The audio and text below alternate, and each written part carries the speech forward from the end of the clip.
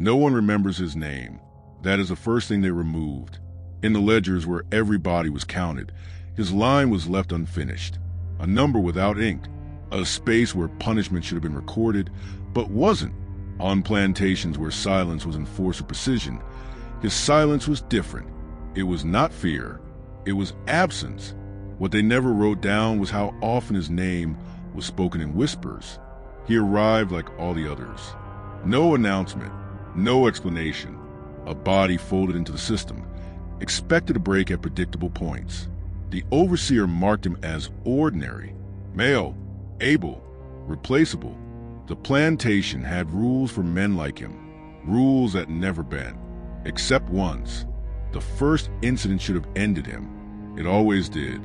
A refusal, not loud, not dramatic, just stillness.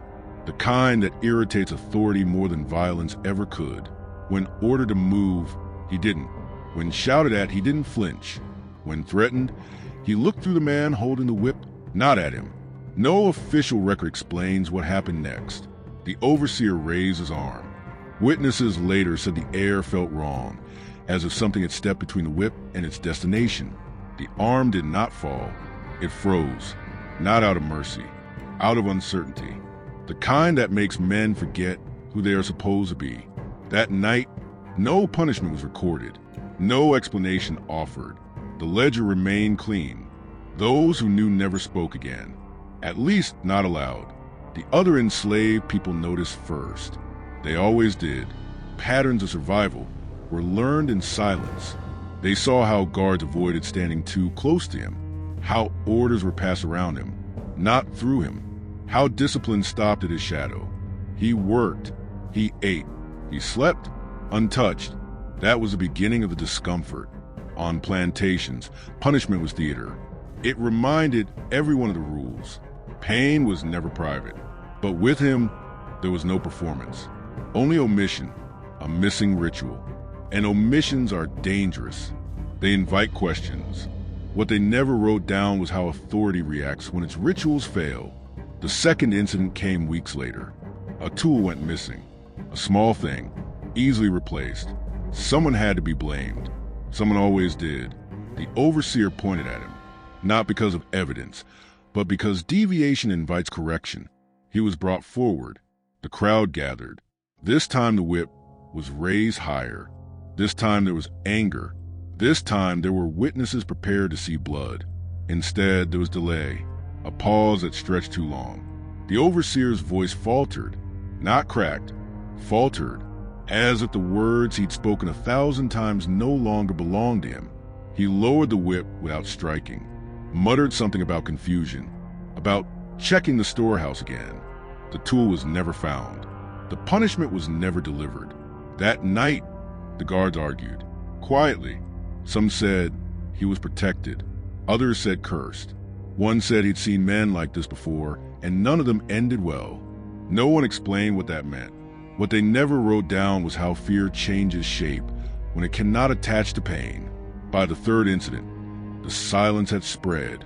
Orders came with hesitation. Threats were softened. Even the owner, when visiting, noticed something off. Productivity reports made sense. Discipline logs did not.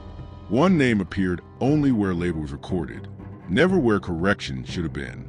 The owner asked questions, calm ones, administrative ones, the kind that precede violence.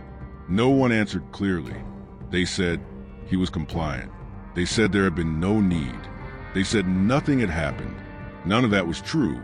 The owner ordered an example to be made, not necessarily of him, of anyone, just to restore balance. That night, another man was punished publicly, loudly, thoroughly. The rules were reasserted. The next morning, the owner left. He never returned.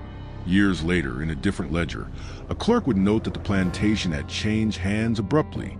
No reason given. No sale price recorded. Just transfer.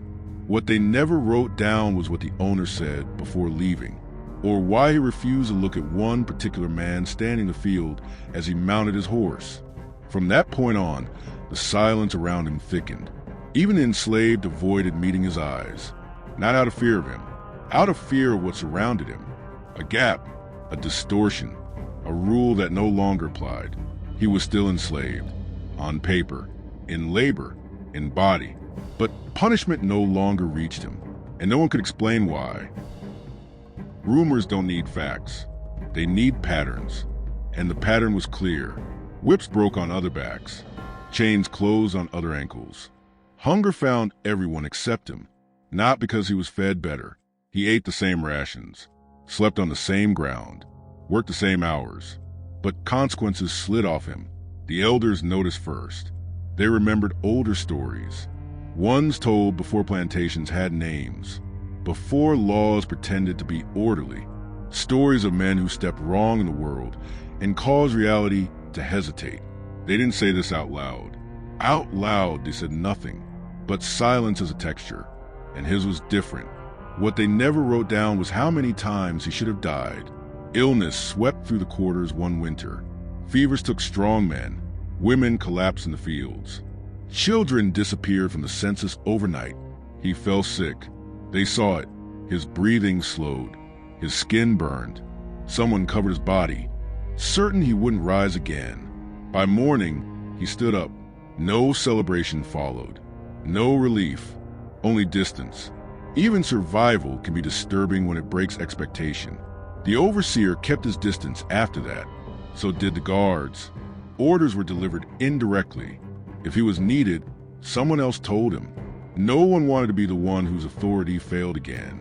Once, a new guard tried. He hadn't learned the pattern yet. Fresh from another plantation. Confident, loud. He accused the man of working too slowly. Raised the whip with theatrical certainty. The crack never came. Witnesses said the guard's hand began to shake, not from fear, from confusion, as if the muscles no longer recognized command. He dropped the whip and backed away, swearing under his breath that the air felt thick. That guard requested transfer within a week. No official record explains why. At night, the quarters whispered. Some said the man was protected by something old. Others said he was hollow, and punishment had nothing to land on. A few said he was already dead, and no one had noticed. He never confirmed or denied anything. He spoke rarely. When he did, it was ordinary, practical. He didn't preach, didn't threaten, didn't warn. That made it worse. People can endure fear. They struggle with uncertainty. One woman swore she saw him standing in two places at once in the early morning fog. Another said she'd heard him working in the fields while she watched him sleep. Stories layered over each other, inconsistent but insistent. What they never wrote down was how quickly authority begins to self-police when it senses a gap. Punishments became selective, not because of kindness, because of caution. Overseers avoided extremes. Guards hesitated before acting. The system adjusted around the anomaly instead of confronting it. That is how systems survive. But survival breeds resentment. Some of the enslaved began to hate him. Quietly, he represented an imbalance they could not access. His immunity made their suffering sharper by contrast. Why him? Why not us? Once, a man tried to provoke him, tried to force a reaction that would draw punishment. He insulted him, shoved him, accused him of hiding favor. The man did not respond. Later that night, the provocateur disappeared. No body, no record, just absence. Those who knew never spoke again. The disappearance was blamed on escape. Convenient, unverifiable. But those who had seen the argument knew something else had happened, or hadn't. What they never wrote down was whether the man had anything to do with it. From then on, no one touched him. Years passed. Plantations rose and fell. Names changed. Ownership transferred. He remained. His age became unclear. His face did not change the way others did. Lines appeared slowly, too slowly. He should have been older, broken, bent. He wasn't. A visiting official once asked how long he'd been there. The answer shifted depending on who spoke. 10 years, 20, longer than anyone could remember. The official laughed it off, but he never wrote the number down. The plantation chapel was built late. It was supposed to bring order, moral clarity, a sense of divine alignment to an already brutal system. Sunday sermons were meant to remind everyone of their place. The man attended, sat in the back, listened. The preacher noticed him during the first service, not because he stood out, because something in the room resisted the preacher's voice when it passed over him, as if the words lost weight midair. That preacher never returned. The next one avoided looking in his direction. The third spoke louder when near him, as if volume could compensate for something missing. What they never wrote down was how religion reacts when it fails to assert hierarchy. A rumor spread that the man knew things, not secrets about escape or rebellion, older things. Things about names that were never spoken, about agreements made before the ship sailed. No one could trace the rumor's origin. It simply appeared. At night, some claimed to hear him speaking softly when no one was near, not praying, not singing, conversing. With what? No one said. Once, a child followed him at dusk, watched him walk to the edge of the property where the land dipped and the trees crowded close. The child said the man stopped and waited, as if listening, then nodded, then returned. The child never followed him again. No official record explains why that child stopped speaking entirely shortly after. By then, the overseers had learned a new rule: never discipline him directly. If there was an issue, adjust the environment, change the task, move others instead. He had become fixed, like a stone around which water flows. The central rupture came quietly. A shipment arrived unexpectedly. New bodies, new suffering. Among them was a man who recognized him, not by name, by posture. He stared too long, whispered too quickly. The recognition was immediate and dangerous. That night, the recognized man approached him, asked questions in fragments. Where have you been? How long? Are you still? The rest was swallowed by darkness. By morning, the newcomer was gone. No escape reported, no death recorded. But something had shifted. The man who was never punished began to watch the plantation differently, less detached, more attentive, as if something long avoided had finally arrived. Within weeks, accidents increased. Small things. A cart wheel breaking at the wrong moment. A storehouse fire that consumed records but spared tools. A horse bolting and injuring no one but destroying equipment. Always disruption without blood. What they never wrote down was how often he was nearby when these things happened. The overseer fell ill, not dramatically, just weakened, unable to command with certainty. He was replaced. The replacement tried to reassert control, tried to test the boundary. He ordered the man bound. For the first time in years, ropes touched his wrists. The crowd gathered again. Fear and anticipation tangled in the air. The ropes loosened, not snapped, not cut, simply loosened. Knots undone as if they had never been tied. The overseer backed away without a word. That night, he packed his things. By dawn, he was gone. No explanation given. No punishment recorded. From that moment on, the plantation felt unmoored. Authority functioned, but without conviction.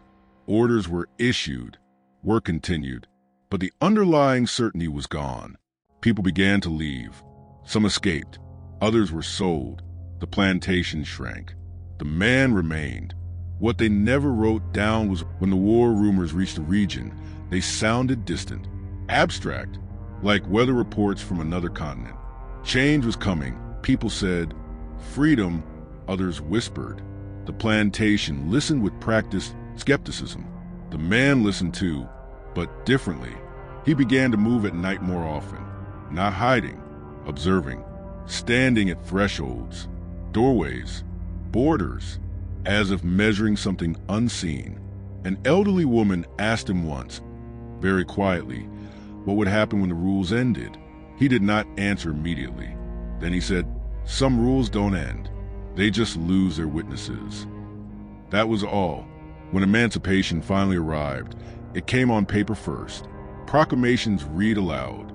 Signatures celebrated. Authority declared transformed.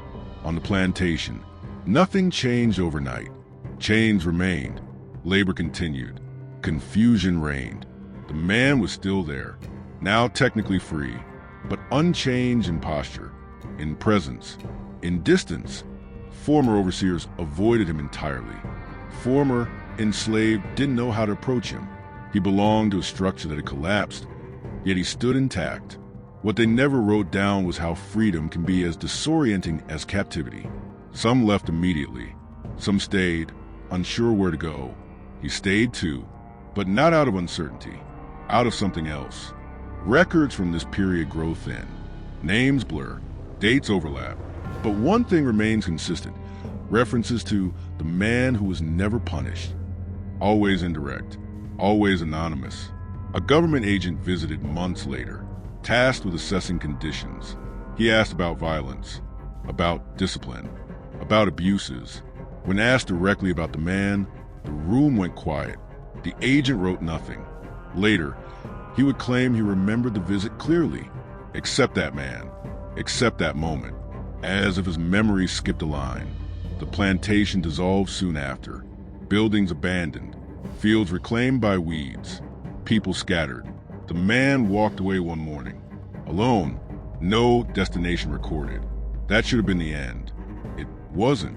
Years later, in another county, another ledger notes a labor of indeterminate age. Strong, quiet, untouched by punishment, always working, never disciplined. The description matches. What they never wrote down was how many times he reappeared, in different places, under different systems. Always where authorities struggled to maintain shape, always untouched. Some say he was a person, others say a consequence.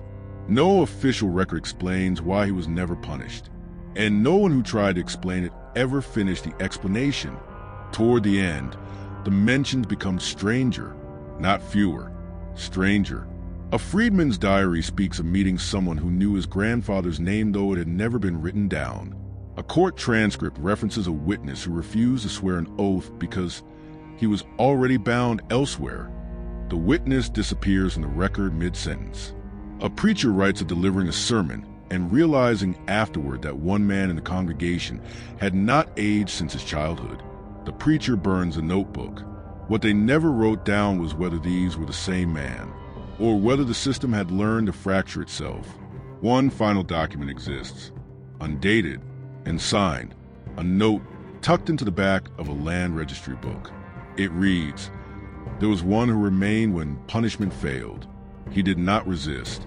He did not obey. He waited." No explanation follows. No one knows who wrote it. No one knows what happened to him. But the pattern persists. Wherever power demands obedience without understanding, something pauses. Something hesitates. A hand freezes midair. A record goes blank. Maybe it was a man. Maybe it was a reminder. What they never wrote down is that some silences aren't empty. They're watching, and they're still there, waiting. After the note in the registry book, the trail does not vanish. It thins. That is worse. A disappearance is easy to explain. A thinning suggests intent. In the decades that followed, fragments surface in places where they shouldn't. Not in archives meant to preserve memory, but in margins, in annotations, in lines crossed out and rewritten so many times the paper weakens. A census taker in the 1870s recorded a laborer whose age is listed as unknown, then scratched out, then replaced with irrelevant. The handwriting changes mid-entry. The census taker signs his name twice, as if unsure which one belongs to him.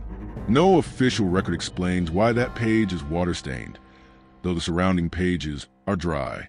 In a coastal town, a magistrate notes a disturbance.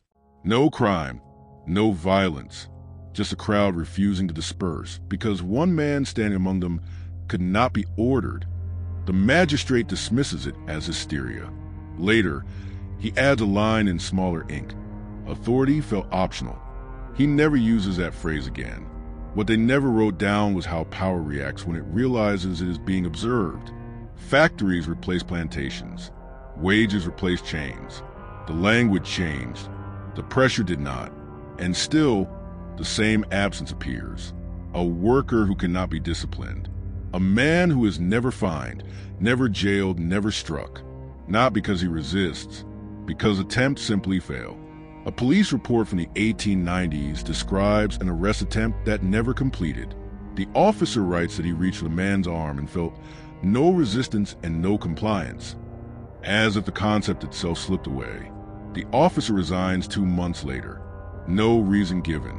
The man's description remains consistent across decades. Height average, build unremarkable, face difficult to recall. That last detail appears repeatedly, hard to remember, could not describe afterward. Features ordinary, but the sentence always trails off. Those who encountered him struggled to explain why he stayed with them long after the encounter ended. Not as fear, as weight, a sense of unfinished business they could not name.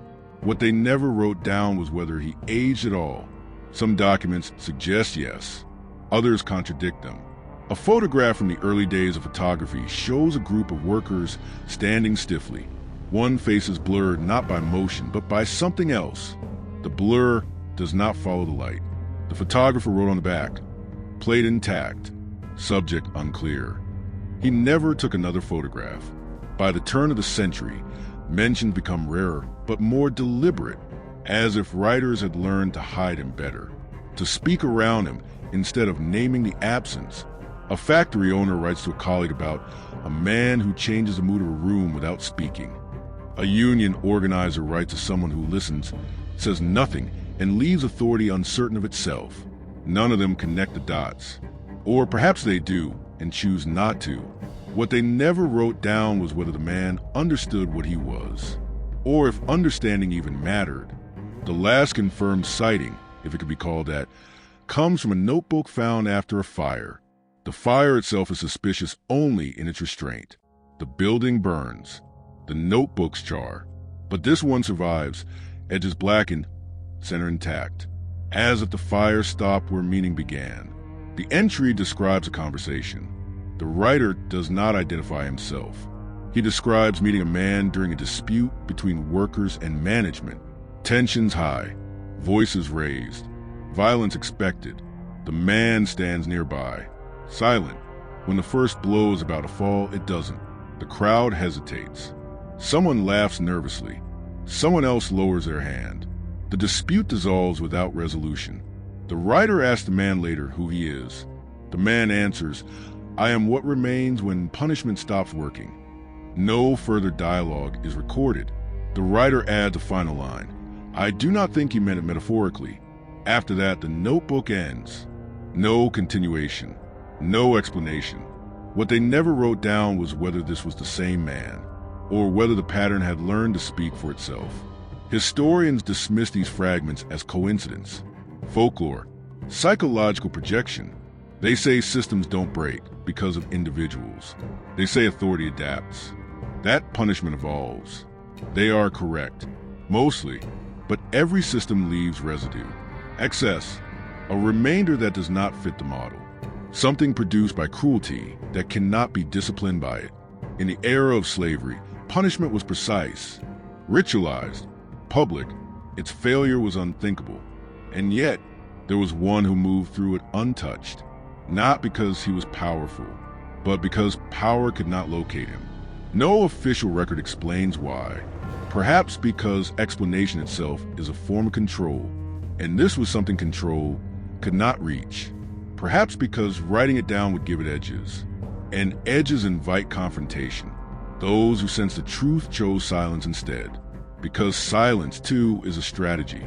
If the story ended there, it would be easier, a relic of a brutal past, an anomaly buried by time. But the silence does not feel finished. In moments where authority falters, where rules are enforced without meaning, where punishment replaces understanding, there is often a pause, brief, almost imperceptible, a moment when someone hesitates, a hand lowers, a command loses force. People attribute it to conscience, to fatigue, to chance. What they never write down is the feeling that accompanies it, that sensation that the system is being watched by something it cannot see. In the slavery era, that feeling clustered around one man, a man who absorbed punishment by making it irrelevant, who revealed, simply by existing, that violence required belief to function. Once belief cracked, the rest followed. Perhaps he was flesh and blood. Perhaps he was a consequence given form. The records do not decide. They avoid deciding, because to decide would mean admitting that even the most rigid systems produce their own undoing. That cruelty, when perfected, creates gaps it cannot seal. The man was never punished, not because he was spared, but because punishment no longer knew what it was meant to do. And that may be the most unsettling part, that the system did not break loudly. It hesitated, and in that hesitation, something slipped through, something that does not announce itself, something that waits. There is no ending that resolves this, no document that closes the file, no grave to mark, only a recurring absence in places where punishment should be. What they never wrote down is whether you have already seen him, not as a person, as a moment, that pause before harm, that hesitation that cannot be explained, that quiet failure of cruelty to complete its task. If so, then the story is not over. It has only learned to hide better, and it is still unfinished. The silence after the pause is the hardest part to describe. People expect aftermath, consequence, reaction. They expect the world to correct itself. When it doesn't, the mind begins to invent explanations just to restore balance. In the late 19th century, a prison physician wrote about a detainee who could not be disciplined. The man followed instructions, but punishment refused to attach to him. Solitary confinement produced no fear. Hunger produced no submission. Threats produced no reaction. The physician noted that the guards became unsettled around him, not threatened, unsettled, as if they were performing a role for an audience that had stopped believing in the play. The physician ended the report early. No official record explains why the man was released without trial. What they never wrote down was how often systems choose removal over understanding. By then, the pattern had refined itself. No longer dramatic, no longer obvious. It learned subtlety. It appeared where certainty was highest, where punishment was most procedural, most justified, always quiet, always unresolved. The man, if it was still a man, never argued, never resisted, never exposed the system directly. He did not attack authority. He allowed it to confront itself. And that was unbearable, because punishment depends on recognition, on acknowledgement, on belief. Without those, it becomes performance without purpose. Those who encountered him later struggled to articulate the encounter. They used metaphors, shadows, echoes, described him as a feeling rather than a person. He stood where decisions go to die, one wrote. Another crossed out an entire paragraph and replaced it with a single sentence. I am unsure what enforces the rules anymore. That writer never published again. What they never wrote down was whether the man was aware of his effect, or whether awareness was irrelevant. At some point, the story stops attaching itself to dates. That is intentional. Time was one of the first tools of control.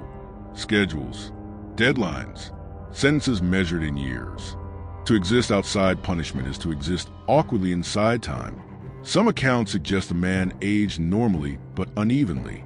Others suggest he appeared old in youth and unchanged in age. No two descriptions agree. That inconsistency becomes part of the pattern. A clerk in a courthouse writes of seeing someone he believes he met as a child. The man looks the same. The clerk convinces himself he is mistaken. He writes, memory cannot be trusted. Later, he adds, but neither can certainty. No official record explains why that file is missing its final page. By the early 20th century, the language shifts. People no longer speak of punishment. They speak of enforcement, compliance, correction. The pattern adapts. A factory supervisor describes a worker who cannot be reprimanded. Every attempt dissolves into confusion. Paperwork misfiles itself. Witnesses forget details. Meetings end without decisions. The supervisor writes, it is as if the system declines to act. That phrase is circled 3 times. What they never wrote down was how deeply unsettling it is when systems appear to choose. The man is not accused of causing these failures. That would imply agency. Instead, he is described as present. Presence becomes a disturbance. There's a temptation to frame this as justice. Resist it. Justice explains. Justice resolves. Justice offers closure. This story does none of those things. The man was not a savior. He freed no one directly. He did not dismantle systems. He did not lead revolts. He did not speak truth to power in speeches meant to be remembered. He simply existed where punishment expected compliance, and the expectation failed. That is not justice. That is exposure. Exposure, the fragile agreement that makes cruelty function. What they never wrote down was that punishment is not a force of nature. It is a contract, and contracts require consent, even if coerced. When that consent vanishes, not through rebellion, but through absence, the machinery stutters. That stutter terrified those who depended on it, so they learned to look away, to redirect, to erase. The man slips out of focus not because he disappears, but because attention itself becomes dangerous. The final references are indirect. A judge writes of a case that resolved itself without verdict. A military officer notes a standoff that ended when orders lost relevance. A warden records a day when discipline logs remain blank, not due to peace, but uncertainty. None of these mention a man, and yet the same sensation appears. A pause, a hesitation, a moment when punishment seems unsure of its purpose. What they never wrote down was whether this was learned behavior or inheritance. Perhaps the man was the first, or perhaps he was simply the first noticed. The slavery era perfected punishment as identity, as spectacle, as certainty. And in doing so, it may have produced something unintended, a remainder, a figure that demonstrates what happens when certainty dissolves.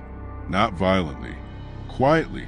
There is no proof that the man still exists. There is also no proof that he doesn't. That ambiguity is the point. Stories like this are often dismissed because they refuse to conclude.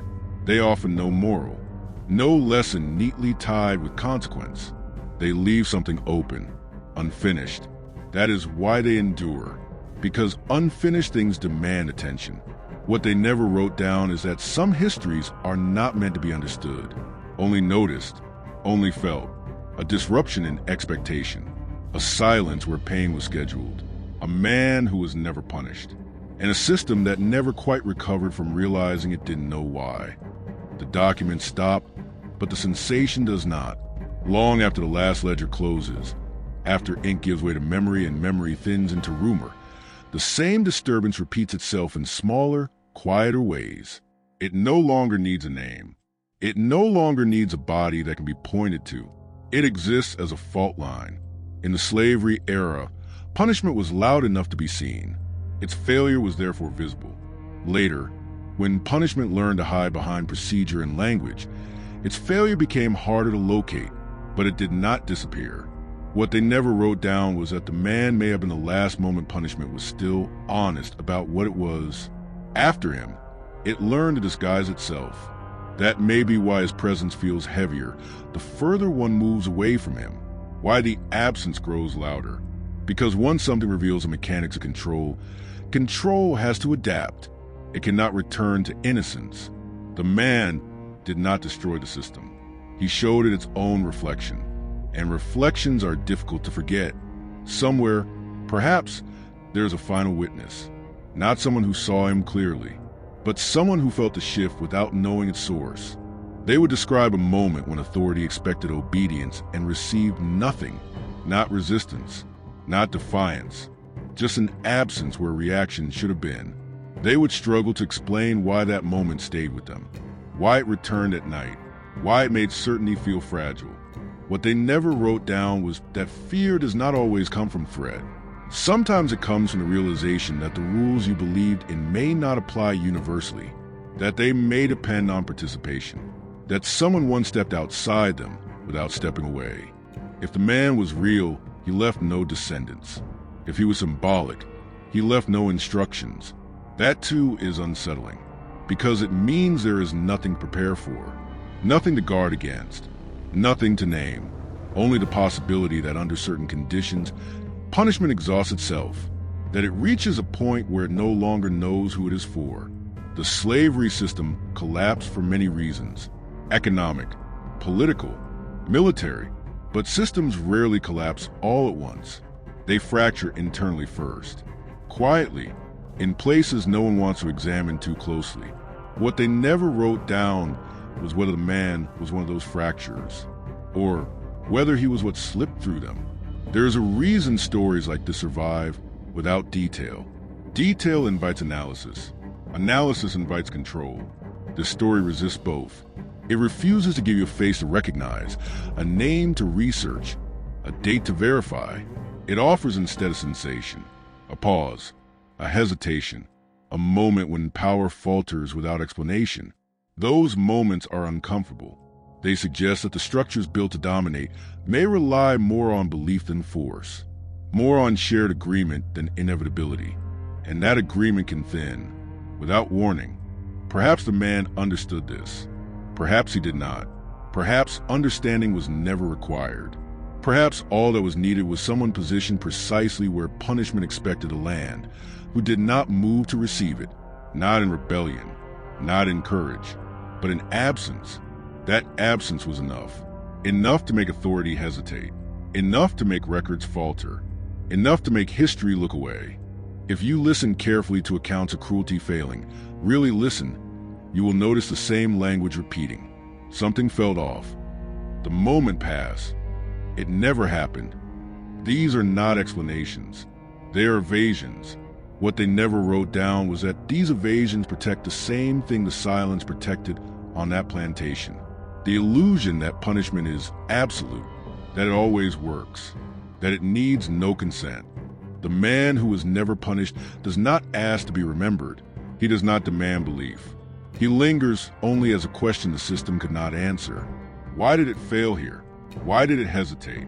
Why did it move around him instead of through him? There is no satisfying response, only speculation. And speculation is where control weakens. Some stories end with revelation. This one ends with residue. A faint pressure behind the eyes. A sense that something essential was revealed and immediately concealed again. That is deliberate, because the most dangerous truths are not the ones that shout. They are the ones that make certainty feel unstable. If the man still exists, he does not announce himself. He would not need to.